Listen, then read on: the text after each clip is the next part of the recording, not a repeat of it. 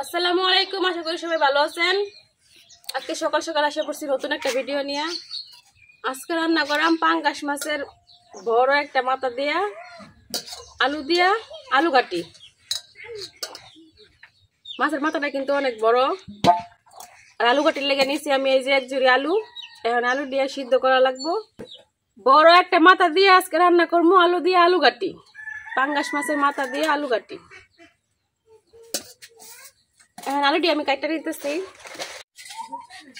আলুটি একটু বড় তো ওই জন্য আমি কাটতে কাটতে ছোট করে নিতেছি, ছোট করে নিলে তাড়াতাড়ি সিদ্ধ হইব।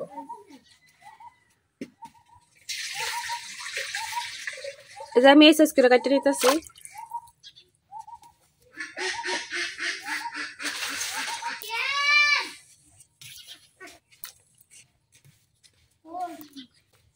যেগুলো একটু ছোট এটা আমি দুই ফাল্টা করতেছি।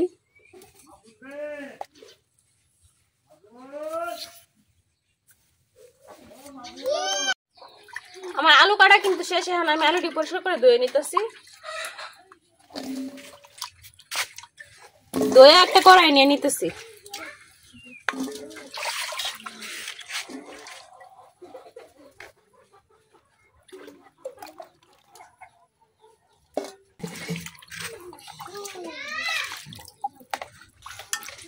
এতটুকু পানি দিলেই কিন্তু আমার আলুটা সিদ্ধ দিয়ে দেব।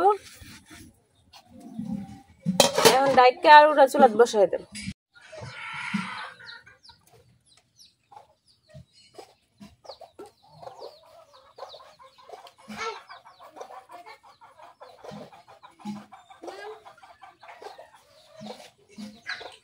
আমি কিন্তু আলুটা সিদ্ধ বসাই দিছি। এখন দিয়ে দিতেছি আলুর মধ্যে একটু লবণ।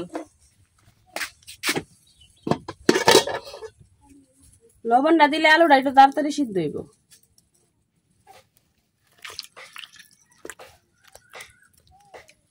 এখন ডাইকে আলুটা সিদ্ধ করে নাম।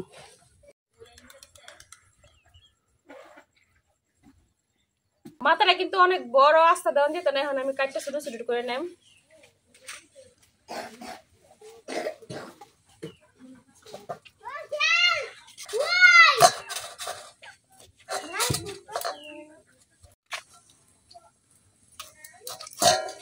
মাথাটা কিন্তু কাটা হইতেছে।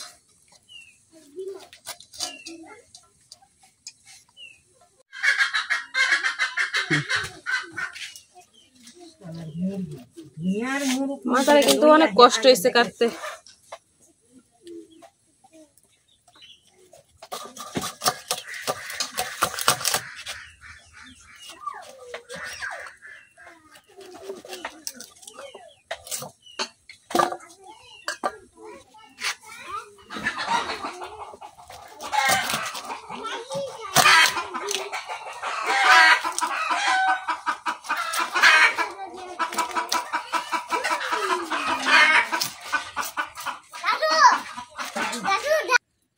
মাথাটা কিন্তু আমি ছোট ছোট পিস করে কাটতে নিছি। দেখেন একটা মাথা থেকে কতগুলো পিস হয়েছে।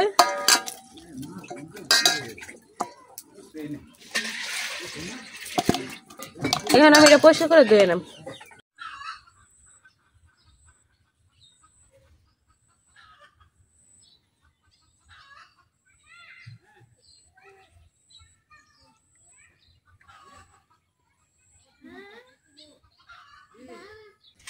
মাছটি কিন্তু আমি পরিষ্কার করে ধুয়ে নিছি। এখন পেঁয়াজ মাছ কেটে নেব।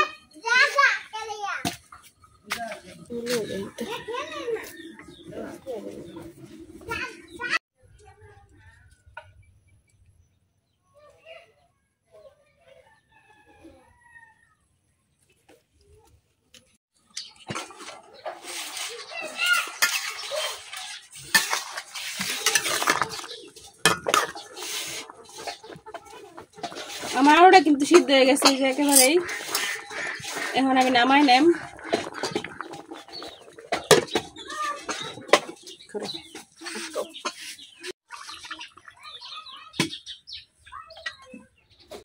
আলুটি নামাই আমি পানির মধ্যে রেখে দিছি একটু ঠান্ডা হওয়ার লাগে। এই যে ঠান্ডা হয়ে গেছে। এখন আমি সিলাই লইতেছি।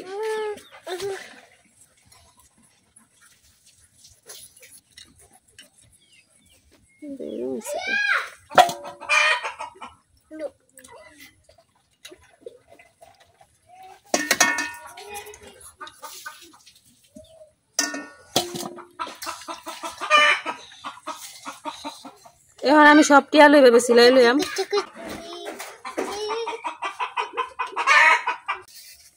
আলুগুলো কিন্তু সিলানি হয়ে গেছে, এখন আমি হাত দিয়ে চাপে চাপে ভাঙ্গা লইতেছি।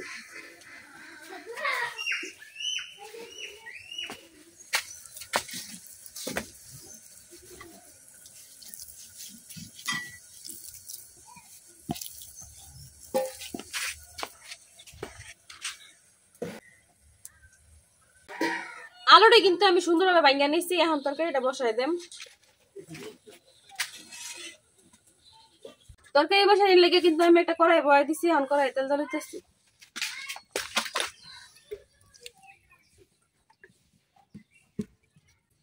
এখন দিয়ে দিতেছি কাইটা রাখা পেঁয়াজ।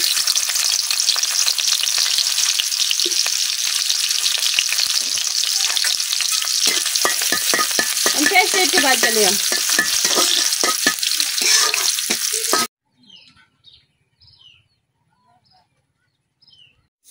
পেঁয়াজটা কিন্তু ভাজা হয়ে গেছে, এখন আমি দিয়ে দিতেছি একটু পানি।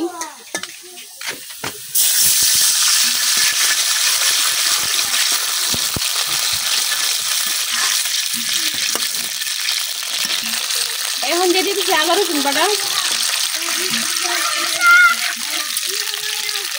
এই জায়গায় আমি আদা রসুন একসাথে বাটতে রাখছিলাম, ওইটা একসাথে দিয়ে দিলাম। এখন এই জায়গায় আমি এক এক করে সব গুঁড়া মশলা দিয়ে দিলাম। হলুদ গুঁড়া, মরিচ গুঁড়া, ধনিয়া গুঁড়া, লবণ,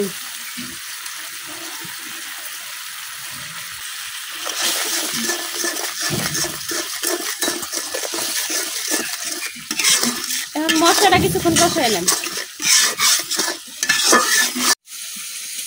মশলাটা কিন্তু কষানো হয়ে গেছে, একবারে উপরে তেল ছেড়ে দিছে। এখন এই তরকারি দিয়ে দেন মাছের মাথাটা।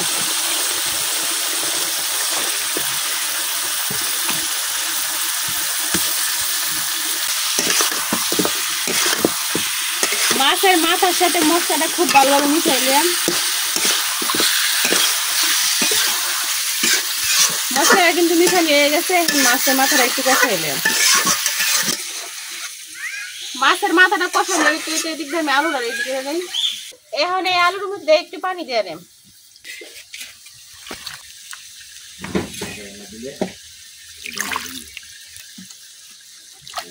এই যে আলুটা কিন্তু রেডি হয়ে গেছে।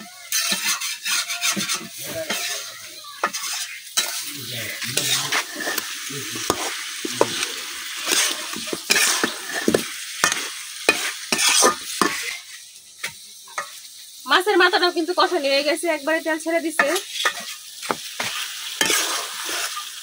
এখন এই পর্যায়ে দিয়ে দিতেছি আলু সিদ্ধ।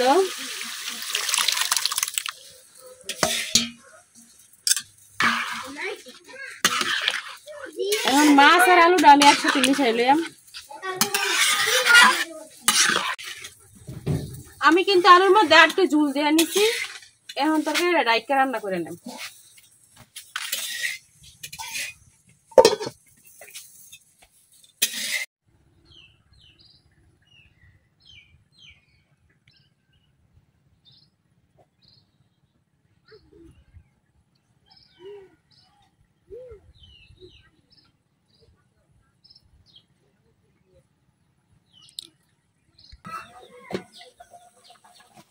তরকারিটা কিন্তু বলক এসে পড়ছে।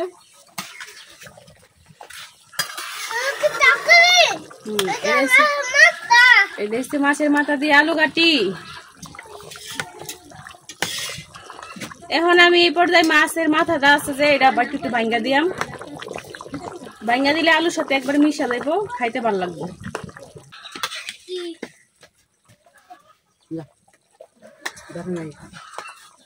এই আলু কাটিটা কিন্তু খাইতে অনেক মজা।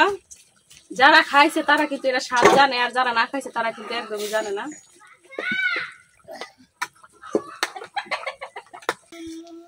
আলু কাটি কিন্তু হয়ে গেছে, আর একটু হইলেই হয়ে যাইব। এখন এই পর্যায়ে দিতেছি কিছু কাঁচামরিচ, আস্ত কাঁচামরিচ।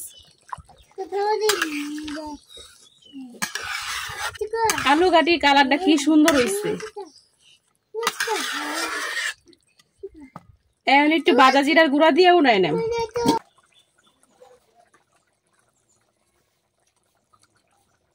এখন দিয়ে দিতেছি ভাজা জিরার গুঁড়া।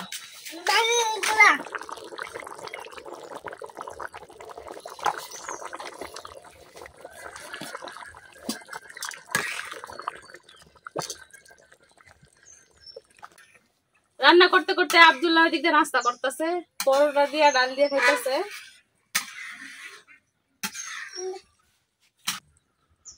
তরকারি কিন্তু হয়ে গেছে, এখন আমি নামাই নেন। এই যে তৈরি হয়ে গেছে আমার মজাদার আলু ঘাটি। এই আলু ঘাটিটা কিন্তু খাইতে অনেক মজা, আর জিরার গুঁড়া দেওয়াতে কিন্তু সুন্দর একটা গ্রান বেরোইছে। আমি কিন্তু একটু ঝুল রাখছি, কেন লাগে আলু তরকারিটা কিন্তু একবার ঠান্ডা হইলে একবারে আর ঝুলটা টাইনা নেয়, এই জন্য কিন্তু একটু ঝুল ঝুল দেখা যাইতেছে।